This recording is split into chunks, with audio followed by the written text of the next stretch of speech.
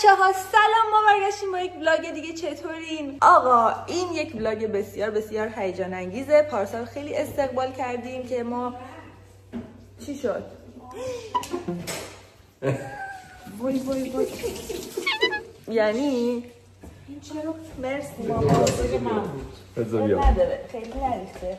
میخوام بیام مامانم این شیلنگ رو کرد توی این کاهو، آب باز کرد و رفت. زندگی رو آب برداشت. عرض می‌کردم خدمتتون. حالا از این داستان احتمالاً زیاد داریم. این ولاگ مهمونیه. ما امشب مهمونی داریم ولی این مهمونی هیچ مناسبت خاصی نداره. تولد من 5 جولای دیگه. پارسال من گفتم که بیاین، مثلا به علی گفتم بیاین مهمونی بگیریم، یه مهمونی حسابی بگیریم مثلا به هوای 4 جولای، چون 4 جولای اینجا تعطیل رسمیه و مثلا معمولا آدما مهمونی میرن و فلان و اینا. گفتم بیا ما مثلا بگیریم، مهمونی روزم میگیرن. آقا من اینو نگفتم، همه دوستا و فامیل و اینا گفتن که بابا جان تولد بگیر، چرا تولد نمیگیری؟ من گفتم نه من تولد دوست ندارم بگیرم، دوست ندارم فلان اینا. آدما مثلا تو زحمت بیافتن کادو بخوام بخرن اینا دیگه. خلاصه پارسال ما تولد گرفتیم. امسال بچون خب خوش گذشت، آدم دوست داره مهمونی بگیره دیگه. گفتم دوباره میخوام مهمونی بگیرم ولی دیگه تولد نه، دیگه تولد نمیخوام. گفتم به جاش یه دونه همینجوری مهمونی میگیرم، مثلا مناسبت هم نداشته باشه، همینجوری به مناسبت زندگی و بابا و درخت و همه چی. خلاصه بعد گفتم که بجاش بذار یه تم بدم برای این مهمونی که مثلا یکم فان باشه دیگه. گفتم چه تمی بدم از اونجایی که ما کلا سر و تهمون رو بزنی. او شکوها میخوره دوستش. ولی خب رفتیم دیگه، مثلا زیاد دیدین، خودتون دیدین سیسیلی توی ایتالیا خیلی مثلا جای قشنگی و اینا و ما هم خیلی دوستش داریم و خیلی مثلا خاطرات قشنگی اونجا داریم. خب دوستمونم آریان که معرف حضورتون هست، اونم اونجا زندگی میکنه دیگه، یه جوره خیلی باحالیه اونجا برامون. گفتم بیای تمو بذاریم تابستونای سیسیلی. خلاصه تممون اینه و حالا من از اونجایی که نمیخواستم خیلی به مهمونا زحمت بدم و تولد نگرفتم، الان مثلا که بدتر شد، چون هر کیو میبینم از مهمونا مثلا این برنامه قبل از مهمونی همه میگن خدا لعنتت کنه با این تمی که دادی، این چقدر سخته فلان، در صورتی که واقعا اصلا سخت نیست. برخلاف بقیه جاهای، مثلا برخلاف عملفی کوست و اینا که همه چی آبی و زرده، پایین که میری سیسیلی به سمت جنوب خیلی همه چی رنگی رنگیه، یعنی مثلا قرمز خیلی داره، زرد، آبی پررنگ، حتی سبز داره، سفید داره و اینا. و من فکر کردم که خیلی مثلا چی میگن زیاده اون رنگایی که آدم میتونن بپوشن. خلاصه این تم ماه و ما امشب بهمونیمونه، یه سری کارا رو کردیم و دوباره مثل همیشه آرام داره زحمت میکشه، میز اپتایزر رو میذاره، ملی داره زحمت میکشه، میز دسر داره درست میکنه. همیشه فقط کیکای ملی رو خوردم، خیلی هیجان دارم که ببینم میز دسرش چجوریه. بعد برای اینکه خیلی روی تم باشیم ایشون آوردیم، آقای فشنگ. فشنگ بود اسمش دیگه. من همون سال اول که ما گرفتیم یه اسم براش گذاشتم و دیگه یادم رفت. اینو آوردیم که به عنوان دکور ازش استفاده کنیم. بعد ایشون قراره بشه جای جلاتو و این چتر هم میاد بالا سرش که مثلا آدما جلاتو و سوربه داریم بخورن دیگه. همین دیگه. الان مامانم اومده که یه ذره کمک کنه، سارا از پریروز اومده که کمک کنه و دیگه داریم کارا رو میکنیم دیگه. کل خونه رو خالی کردیم، همه وسایل رو جمع کردیم اینجا به خاطر اینکه قرار بشه دنس فلور، همه برقصن. دیجی اونجا قرار میگیره دیگه. چی براتون بگم؟ آهان وای خدایا، این نشونتون بده. از آمازون اینا رو پیدا کردم. این لیمونادای لیموناد معمولیه، مثلا چیز عجیبی نیست، مزهش خوشمزه است، لیموناد دیگه، ولی چیزه روش نوشته دیسیشیلیا سیسیلی لمن سودا با پرچم ایتالیا. هم لیمویشو داریم هم پرتقالیشو. گفتم اینا مثلا برای روی بار به عنوان دکور خوشگل میشه، اگه کسی خواست بخوره چیز خوشمزه‌ای دیگه. چی بود؟ اینو نشون دادی داستانشو؟ آره اینم یک عدد کیریزه که در حالت عادی ما ازش استفاده میکنیم چون اینجا مبله، ولی الان درشو گذاشتیم روش چسب زدیم که آدما با پاش نرن توش دیگه. خلاصه اینم الان فعلا ظرف‌تایزره که آرام دیشب اومده چیزا رو چیده، حالا 1-2 ساعت دیگه میاد که مثلا خوراکی‌ها رو بذاره. دیگه همین آقا، با ما همراه باشین. اینکه من اول صبح چرا انقدر انرژی دارم خودش در نوع خودش قشنگه. آها و ما دیروز رفتیم گلم خریدیم، حالا گلا رو هم باید بهتون نشون بدم، اونم خیلی خوشگله. با ما همراه باشین. بحث صبحونه است. مامانم چیز آورده برای من، کراسان برای سارت. مال تو چیه؟ آمند کراسان. او آمند کراسان برای تو چیه؟ برای من ساندویچ تخم مرغ و بیکن اسپشیاله. خودت چی؟ مال تو هم مثل مال ساره. مال مامانم اینه مال ساره. خودش نمیاد ولی دست رو مثلا پاشو اینا گوشش هم مال شما بریاکان بریاکان فرنچه. حالا ما اگر می‌خواستیم خیلی خیلی سنتی و روی تم برگزار کنیم، یکی از صبحونه هایی که توی سیسیلی، نه توی همه جای ایتالیا میخورن، بریوش و گرانیتا. شما بگو. تا من میخورم خودش عنش بره. گرانیتا مثل حالت یخ در بهشت، یکم سفت‌تره. لیمویی. آره.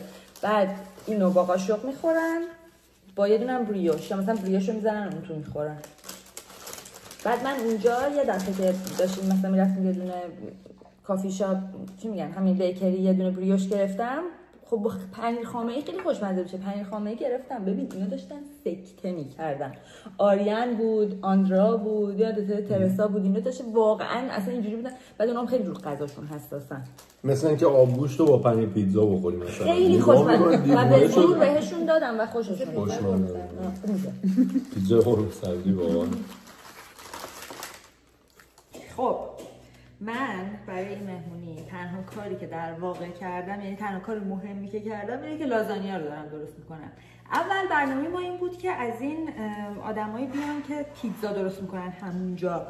بعد خیلی گشتیم یه سریاشون بودن که تنور هیزومی و خیلی بامزه و بزرگ و اینا داشتن که مثلا پیتزا رو قشنگ تو تنور درست میکردن و اینا. ولی اونا هیچ کدوم از ورودی حیات ما تو نمی اومدن که بخوان یه جا بذارن. به هر حال جا هم نمیشدن هیچ کدوم. یه سری دیگه‌شون بودن که تنورای کوچولوی برقی دارن، اصلا مثلا پیتزا آونا، که با اونا میومدن. اونا رو میتونستیم یه جوری جا بدیم ولی اونا هیچ کدوم خودشون وقت نداشتن. خلاصه گفتیم چیکار کنیم چیکار نکنیم. و دوستمون سریا که معرف حضورتون هست، که شف رستوران ایتالیایی خودش بود به مدت 30 سال، گفتش که غذاهاتو بسپار به من، اصلا نگران نباش. و اینجوری اصلا بهترم شد تازه. ولی من گفتم که منم خودم یه لازانیا درست کنم، بالاخره میزبانم دیگه، نمیشه که هیچ کار نکنم. و من مایه‌های لازانیا رو دیروز درست کردم. من رو اینجوری گذاشتم توی زیپلاک. الان میخوام بذارم و من لازانیام مدلش فرق داره با اون چیزی که همه درست کنم. میخواستم ویدیوشو براتون بگیرم و نشد. حالا یه بار یه ویدیو باید بگیرم، خوب میشه. یعنی خداییش هر کی خورده راضی بوده. الان بچه‌ها از پشت صحنه تایید میکنن. بله دیدید. و خیلی راحت تر از اون چیزیه که مثلا به روش سنتی معمولا لازانیا درست میکنن. خلاصه حالا الان توی این ظرفای شفرم میذارم، دو تا از اینا درست میکنم و بعد الان میذارم یخچال. مثلا دیگه قبل از اینکه بخوام مهمونا بیان روشنش میکنم، میذارم تو فر روشنش میکنم و بعد میذارم سر میز زیرش داغ باشه تا آخر شب بمونه. این برنامه لازانیای ماست. اول روغن میریزیم کف داستان. انقدر میخواستم همه چی رو تم باشه و اینا. خب غذاها که همه ایتالیاییه، حتی سالادا، نمیدونم اپتایزرها، سالاد کاپرسه، برات بگم مثلا بروسکتا، مثلا یکی از غذاهایی که سریا داره درست میکنه پاستا آلا نورما. چی؟ پاستا آلا نورما؟ آره، با مثلا ارز شریمپ و فلان اینا. بعد یه دونه غذای خیلی سنتی داره سیسیلی، که مثلا مال اصلا سیسیلیه. اونجا هم ایتالیا هم مثل ایران هر شهرش برای خودش یه غذای خودشو داره. مثلا کچو پپه یه غذای رومیه، یه جای دیگه بری احتمالا پیدا نمی‌کنی.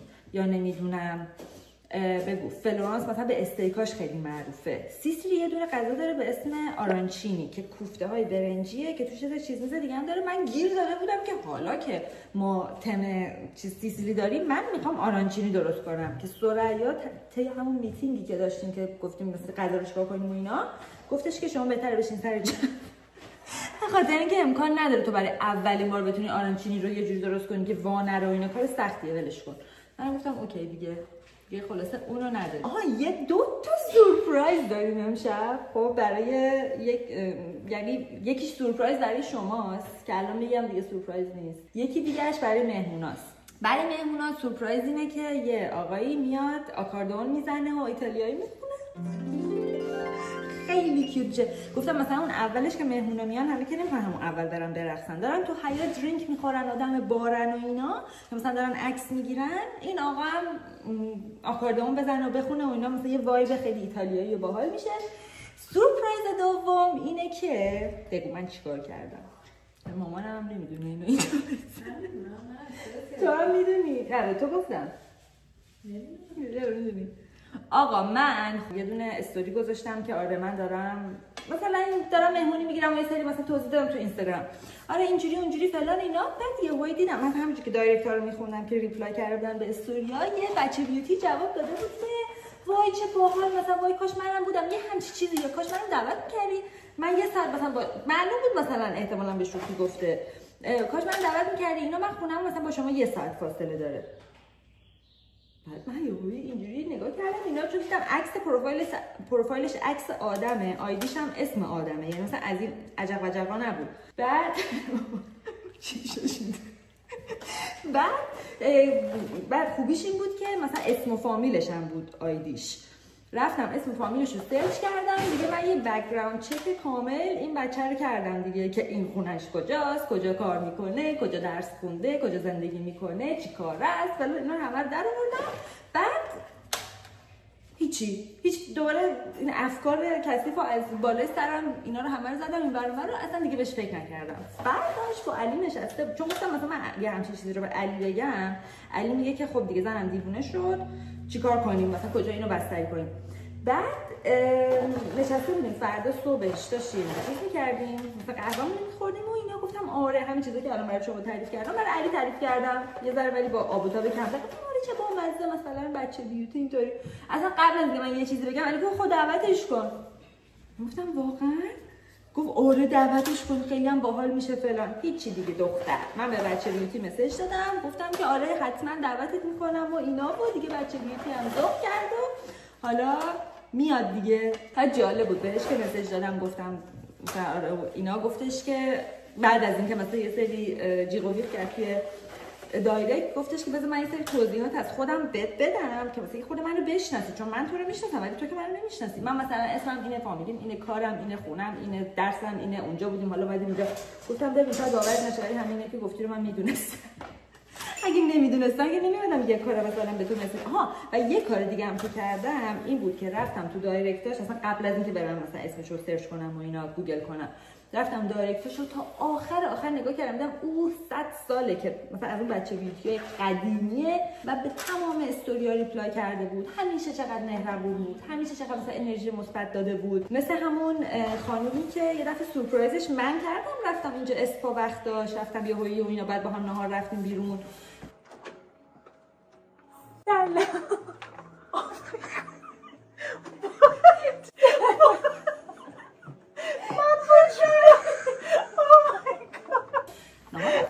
نه رفتیم کافی خوردیم. مثل اون بود، مثلا قشنگ معلوم از این آدمای انرژی مثبت و یک بچه بیوتی واقعیه دیگه. خلاصه الان اینم هست، یعنی من خودم برای اون خیلی هیجان دارم دیگه. ببین بچه بیوتی در چه وضعیتیه. هی میگفتش که وای جنازه من میرسه اونجا. گفتم بابا نگو، تو کنترل کن، بیا لباس داری. حالا دیگه همین دیگه. این بود از جریان ما. حالا اینا من که برام اینا رو درست کنم که برسیم به بقیه کارا. علی وارد شد با علی چیزه وزیر دخانیات امشب. این خدمت شما. جی تورچ چرا میخوای؟ سیگار برگ. ببین این یه جعبه‌ای بود که به عنوان PR پکیج فرستاده بودم برای من، توش مثلا چیزای پوستی و این حرفا بود. حالا علی توش سیگار من چشم به این موی اصلا کلا. آره از روز اول سیگار برگ و اینم برگ سیگار و فلان. اون مارلبورو هم گرفتی. اینه کی میخواد بکشه؟ مارلبورو از اینا از این چیزا. بعدا بچه‌ها اتفاقا میارن. ولی نکشین ها سیگار اینا در نمیره. اینم فقط برای جستشه، وگرنه اصلا ما خودمون سیگار نمیکشیم. فندکامون یکیشونو دادن تو گوشش دفعه قبل. ای بابا باور کن بگردی تو باغچه پیداش میکنی. انقدر ما چیزای عجیب غریب دفعه پیش تو باغچه پیدا کردیم خدا میدونه. این لازانیای من هیچ چپ نگاه نکنید، همه چیز خوش که من اینو بهشون یاد میدم.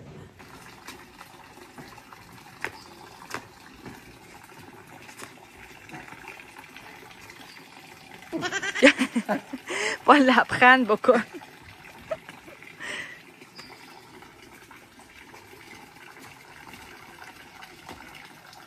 آخ نیفته روت علی. نیفته روت.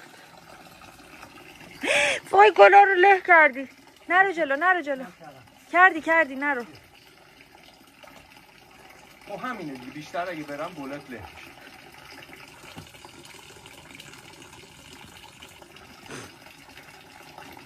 خب ببین یکم خیلی رفتی تو. تو نباید بره؟ نه اصلا احتیاجی نیست اونقدر بره. ببین میدونی چی کار بکن؟ بیا کونشو یکم بکن لای این کاملیاه، پشت کاملیاه، یعنی یه ذره اینطوری تر وایسه. ولی نمیخوام هایدرنجیا ها رو بپوشونه. چه کار سختیه این، وای خدا.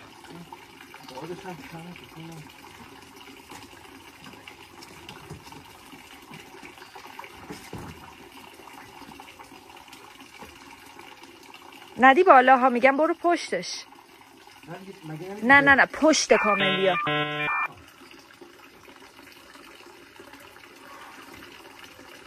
very good. خوشگل شد. حالا جلوش هم گلمول و اینا میذاریم خوشگل ترش.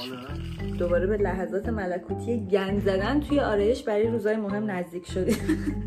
ما یاد پارسال میافتم، هم هر چقدر من آرایش میکردم هی بدتر میشد تا آخرین لحظه. نمیدونم ریمل زدم درست شد، کرم پود زدم یادم نیست، ولی آخر سر آرایش قشنگ جذاب در اومد با اینکه اصلا فکرشو نمی‌کردم، ولی همش هی داشت بد شد. حالا امسال من یه آیدیایی دارم که میخوام چیکار کنم. لباس من حالا بذار الان بهتون نشون بدم.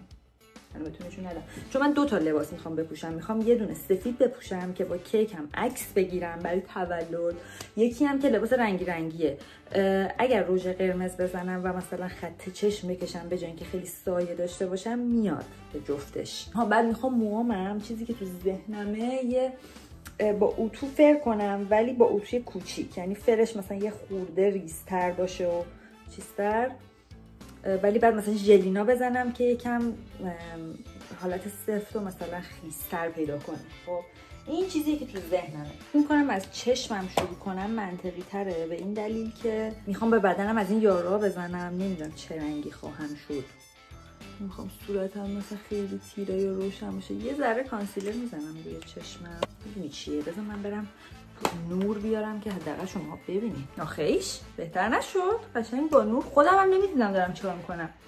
اوکی، من این چند وقته خیلی برای پوستم زحمت کشیدم خدایی و همینجوری که میبینید امیدوارم معلوم باشه که هم خیلی صاف شده، هم خیلی روشن شده و خیلی تکسچرش، یعنی از نظر صافی هم رنگ و آبشو دارم میگم. رنگ و آب، رنگ و لعاب. حالا هم این که تکسچرش کلا خیلی، الان من از پوستم واقعا راضیم. برای همین نمیخوام خیلی کرم پودر سنگینی بزنم که خیلی کاورش کنم و اینا. میخوام که خیلی حالت سبک باشه، چون که حیفه دیگه، برای چی بس این همه زحمت کشیدم. ولی الان به هر حال کاری نداریم، چون میخوایم از چشم شروع کنیم. چون اکسسوری هم احتمالاً طلاییه، از این پالت استفاده میکنم که همه رنگاش میبینید چقدر گرمه. از یه همچین چیزی، یک سایه دیگه، یعنی طبیعی ترین حالت ممکن. اینو شروع میکنم. بعد حالا آخر سر که آرایشم تموم شد، اگه دیدم احتیاجی که اضافه کنم میکنم.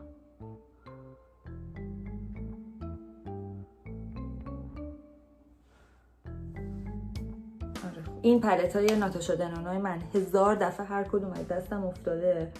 بعد وقتی که میفته ایناش مثلا نمیشکنه، خود سایه در میاد فقط از جاش. بعد من که نمیدونم کدوم رنگ مال کدوم، برای همین نمیتونم الان بهتون بگم واقعا یا این رنگی که من دارم میزنم اسمش سندستون هست یا این جابجا شده. ولی یه رنگ قهوه‌ای متوسط رو به کم رنگ گرمه. من میتونم اینجای کار خط شیشه رو بکشم، میدونی، چون منو اگه جو بگیره بخوام هیچ سایه بزنم دوباره میشه سایه مثلا خیلی یا اسموکی میشه، پررنگ میشه، زیاد میشه اینا. ولی چون میخوام فوکس واقعا فقط خط چشم باشه، الانم خیلی هنوز سایه ندارم، زیر چشمم خالیه، اگه خط چشمو بکشم حتی اگه خرابم بشه میتونم اونجوری با سایه مثلا درستش کنم، به جای اینکه دیگه ته سایه رو درآورده باشم ندونم دیگه چیکار کنم. پس یعنی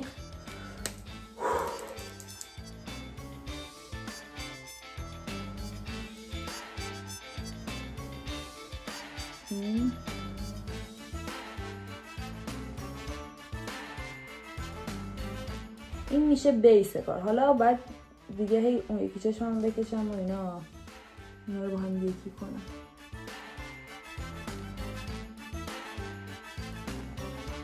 حالا من الان اون یکی رو میکشم، بعد سعی میکنم اینا رو اینا هم در بیارم دیگه. شما دعا کنید. خب ببین این الان من حس میکنم که فعلا خوبه، خیلی کلوف نشد خدا رو شکر، خیلی هم طول نکشید. الان میبینی وقتی که روبرو رو نگاه میکنی این کارو نکنی که توی بالای چشمت رو نکشین. وقتی خط چشمت به این مشکی دارین میکشین خیلی مشخصه. وقتی یکی رو روبرو نگاه میکنین این توی بالای چشمتون وقتی که سفیده.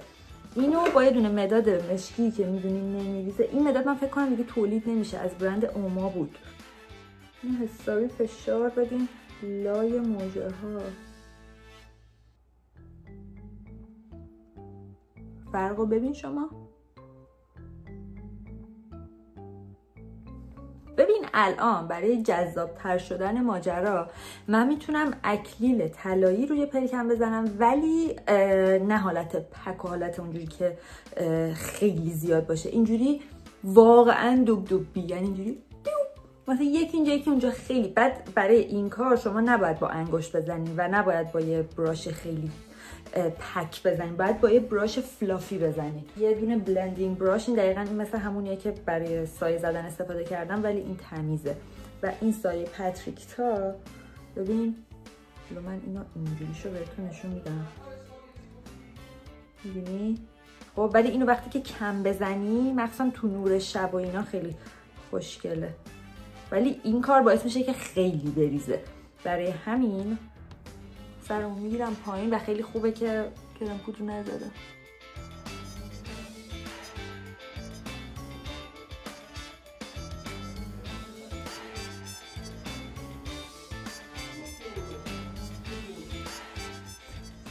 very good. این تا اینجای ماجرا. الان وقتشه که پوستم رو درست کنم، ابرومو درست کنم، دوباره برگردم برای موجه و اینا بچشم. برای اون کاور خیلی خیلی سبکی که بهتون گفتم و یه چیز خوشگل روی پوسته، میدونم خوبم میمونه.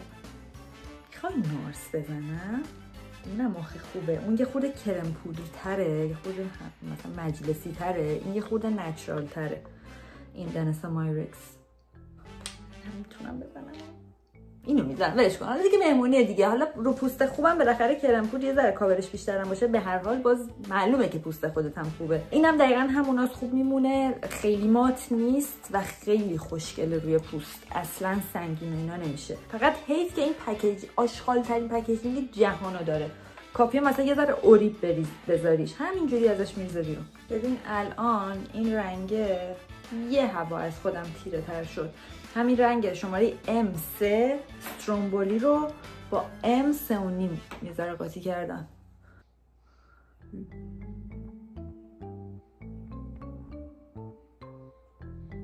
نمیدونم چرا حس میکنم که خیلی این دفعه همه چی داره مثلا رو برنامه پیش میره. امیدوارم فقط یهو سورپرایز نشیم. ولی الان ساعت 3:45، ساعت 5 من باید حاضر باشم.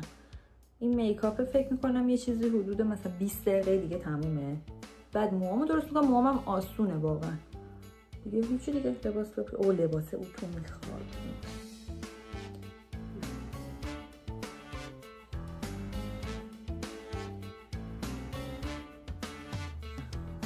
میریم برای روژگونه کرمی. اول میدونی چیکار میکنم؟ یکی از این پاتریکتاها میزنم. این رنگ شی سداکتیو، میبینی؟ خیلی رنگ طبیعی و خوشگلیه. کرمیشو میزنم.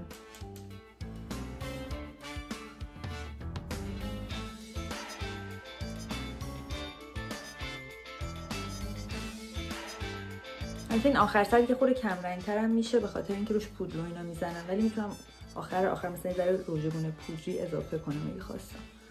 بعد این واقعا یکی از ناخونم رفت توش از پشت به دوستم، بخاطر اینکه یکی از دوستای خیلی خوبه به دوستم خنجر زدم. اینو قشنگ برمی‌دارم حسابی. این دنسا مایرکسه، ولی توی اون رنج مثلا روژگونه‌ای که داره این یه چیزی که انگار بچه روژگونه و هایلایتره، هم یکم رنگ داره، اون صورتی خیلی خوشگله و همون برقی که میده اصلا ببین خیلی واقعا خوشگله رو پوست.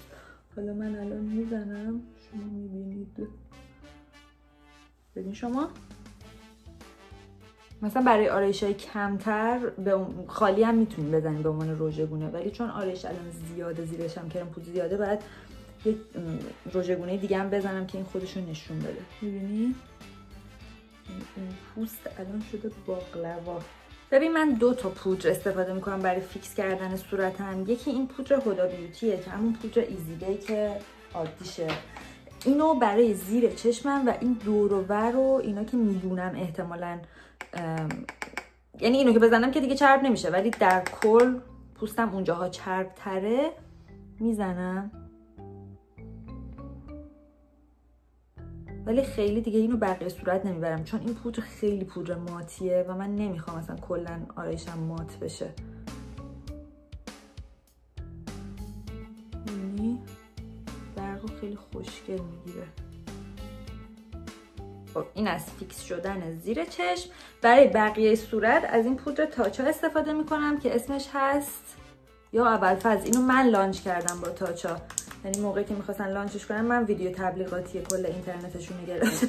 اسمش شده نمیدونم روش ننوشته، این ترافل سایزشه.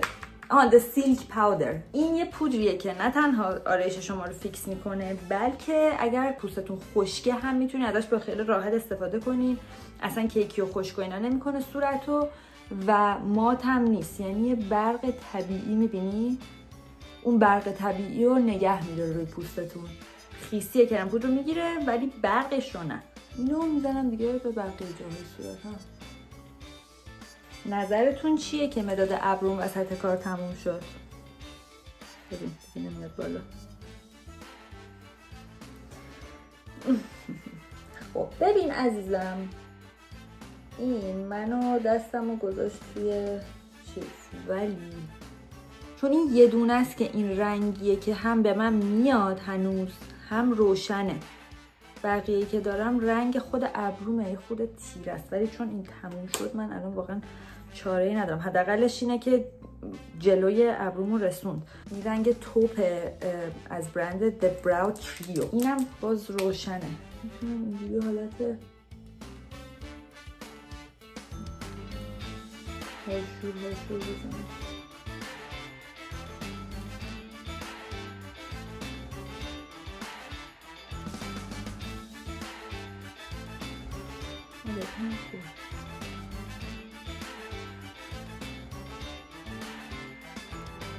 دیگه نه دختر خاله شدن بالاخره، فامیل شدن اصلا. ببین این موجه ها واقعا قبلا هم توی اینستاگرام نشون دادم، یکی از بهترین اختراعات بشریته. خودش چسب داره. او زنگ زد، برمیگردم خدمت. بخشید دیجی اومد. عرض میکردم خدمتتون که یکی از بهترین اختراعات بشریت این موجه هایی که خودش چسب داره و واقعا میچسبه. یعنی من اینا رو مثلا برندهای دیگرم امتحان کرده بودم. این از برند لیلی لشزه، ولی اونا مثلا چرت و پرتن، چسبشون وا میره فلان اینا، ولی این واقعا میچسبه و دوباره هم میتونی ازش استفاده کنی. مثلا من اون یکی جفتی که از اینا داشتم و 3 بار استفاده کردم، بار سوم دیگه مثلا یه ذره غیر میداد، ولی بار اول و دوم قشنگ چسبید، خیلی راحت. بعد میبینی حالا این مدلش کات کردن هم نمیخواد. اینو برمیداری دون میذاری و همونو میچسبه. یعنی مثل چسب معمولی نیست که بخوای هی سب کنی، حالا چسبش یه ذره چسبونکیشه، حالا لیز بخوره، حالا فلان. تمام. یعنی اگر کسی هستین که موجه گذاشتن کلا تو زندگی براتون کار سختیه یا همیشه مثل من تو عجله این، به نظر من اینا رو حتما امتحان کنید. این با گرمای بدن همون موقع که میذاری که میچسبه، ولی با گرمای بدن چسبش اکتیویت میشه و این دیگه قشنگ حسابی مثلا خودشو میگیره. این الان من اینو ولش میکنم و اون یکی رو میذارم.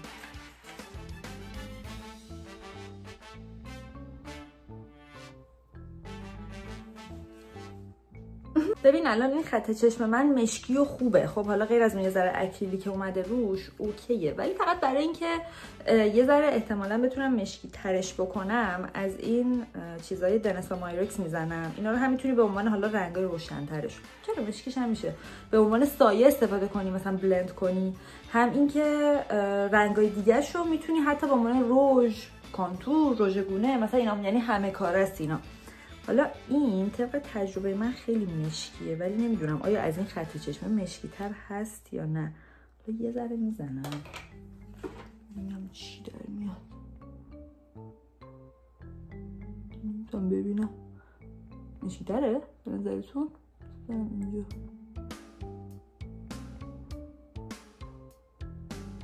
همون قدم مشکی باشه خوبه که فقط اون اکلیرا رو بگیره و مثلا یه ذره حالا که موجه گذاشتم یه دست بشه. فکر کنم یه ذره مشکی تره.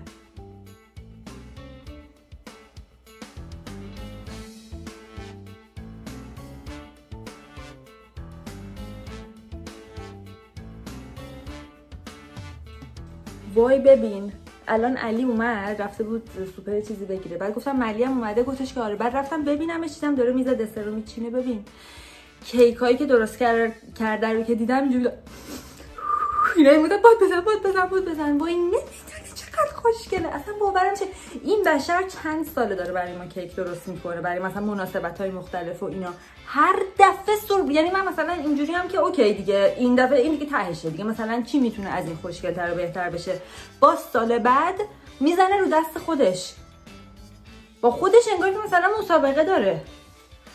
وای خیلی خوشگل بود. حالا الان بهتون نشون میدم. قشنگ گریه‌ام گرفته بود. الان امیدوارم که چیز نشه این تو. حالا من هیچ وقت اینجاهامو نمیکشم، حالا که کشیدم ولی اوکیه، همه چی اوکیه. خب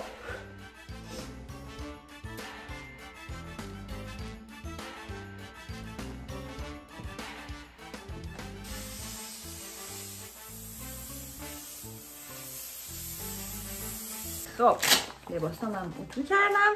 برای مو خب من از این اتو استفاده میکنم. اینم چیز خوبی، فکر نمیکنم خیلی گرون باشه. کلا این برند کریستین اس، میبینی چقدر کوچولوه. این باعث میشه که موقعی که میخوای باهاش موهاتو فر کنی، اولا که برای مسافرت بردن اینا خیلی خوبه، بعدم که فر و ریزتر در میاره. الان موهای من هنوز یه ذرم نم داره، ولی دیگه نمیخوام با سشوار بکنم چون دیگه خیلی پف میکنه، نه اینکه میتونم سب کنم. مهم نیست دیگه، میزنیم که بره. بعد برای اینکه فر مثلا میخوایم بکنین قشنگ‌تر در بیاد، مو بهتون یاد میدم. یعنی اعتماد به نفس من داری؟ برای اینکه قشنگ‌تر در بیاد دوستان عزیز، یکی به پشت یکی به جلو.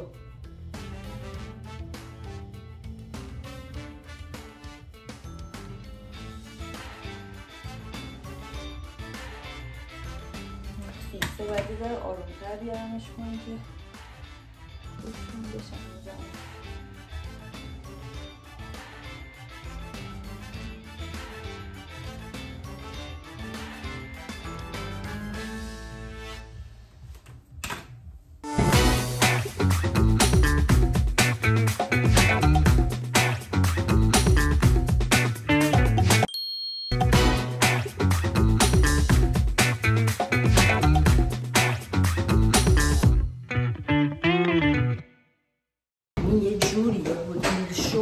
سلام، چطوری؟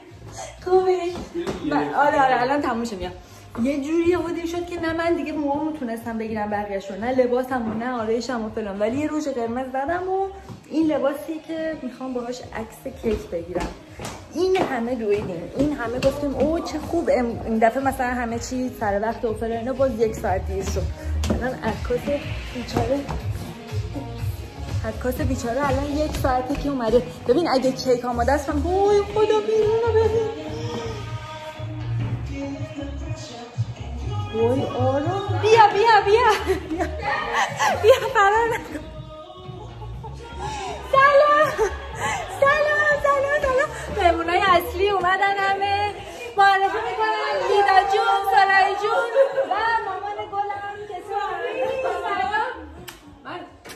بخوام دست بزنی رنگی با زحمتای ما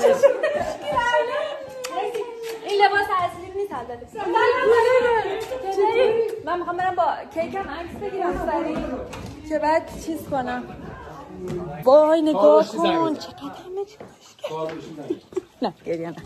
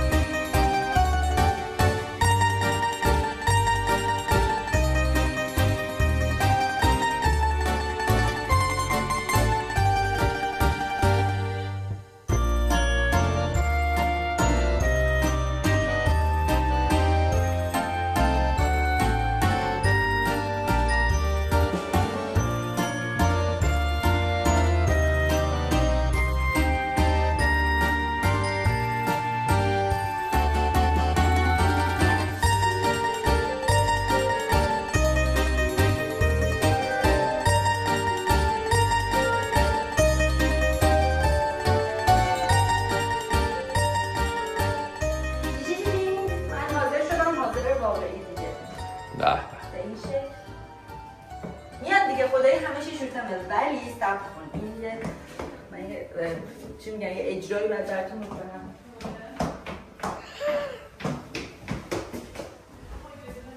باور نمیشه این بادی که میافته اینجا. خب بچه بیوتی اومده میریم به بچه بیوتی سلام کنیم. باور نمیشه مهمونی گرفتم مهمون دعوت کردم نمیشناسمش. بچه بیوتی اومده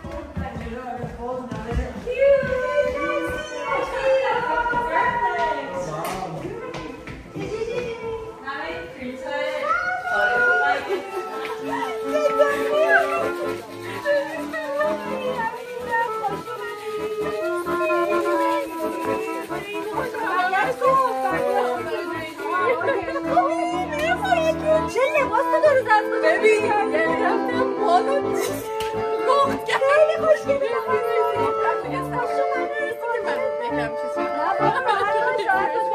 همه خودمونی همه بقیه هم میان میبینی ولی اصلا چیز نباش گریه چرا میکنی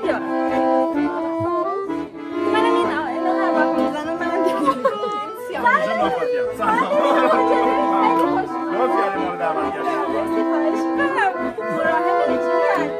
بچه ها دیدی تو خوشحالم بچه از خود پذیرایی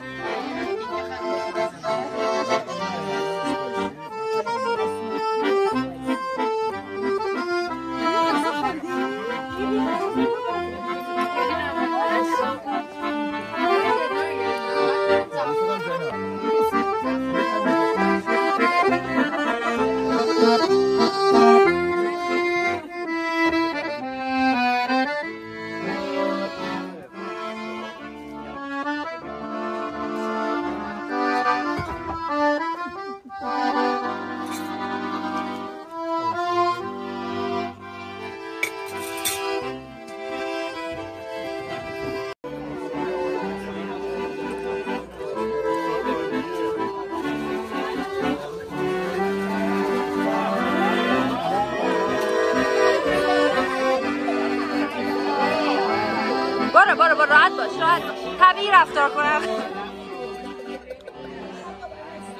فقط طبیعی رفتار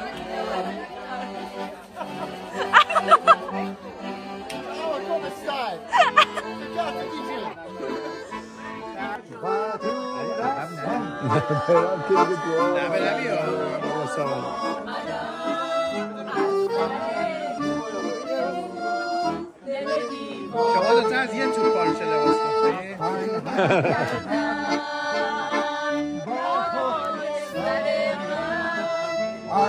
مکسر رو نگیریم دیگه بگو کار کشته one more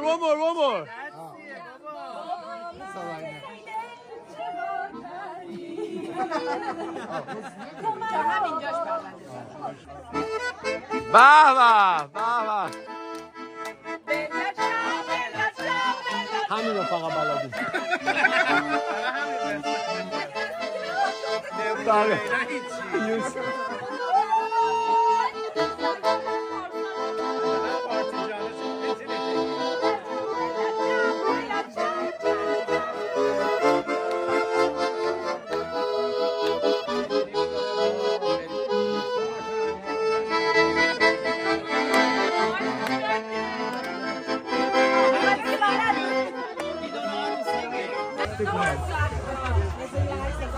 شام هم دیگه میبینی علی یه دونه اینا مال تو اومد یه دونه این چریخا مال تو ایگه الان میرم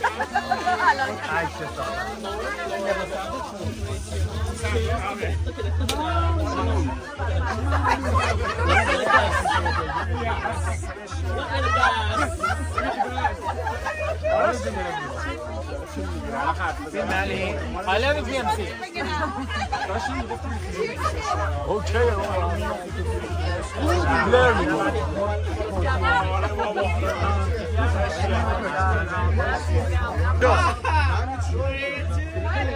هنوز منتظر نمیم چه خبره الان اینجا.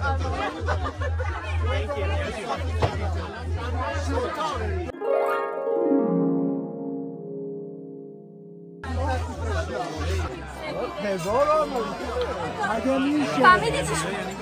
عکاسه گفت لوکت فلان لوکت بیزار من نشدم چی میگه بگم که لوکت ایجاده باسم به هم نگاه کنید خب این اولین درینک منه بچه ها ساعت 9 شبه از ساعت 6 مهمونه اومدن من تا همین اولین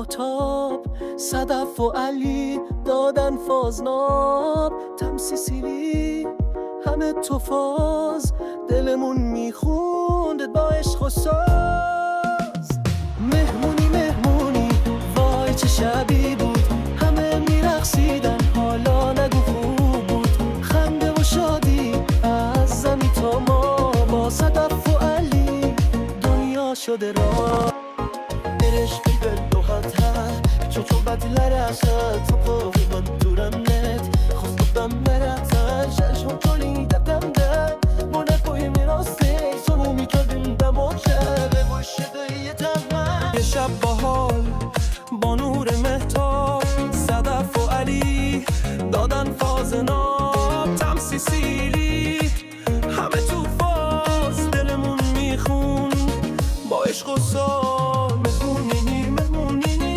چه شبی بود همه میرقصیدن حالا نگو خوب بود خنده و شادی از زمین تا ما با صف و علی دنیا شده را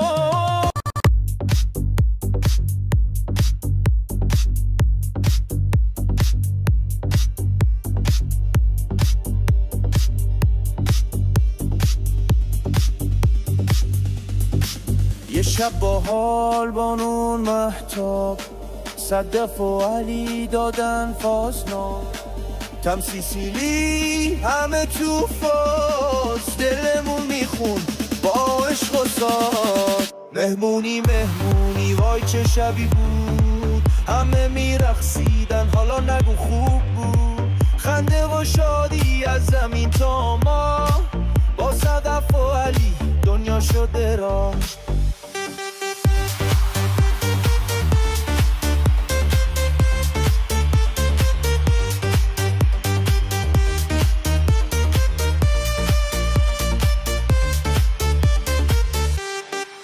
آهنگری لیوان پر ازش همه خوشحال تو دلشون یکش، رنگا تو هوا فضا پر نور، با یه سلام دل میره دور.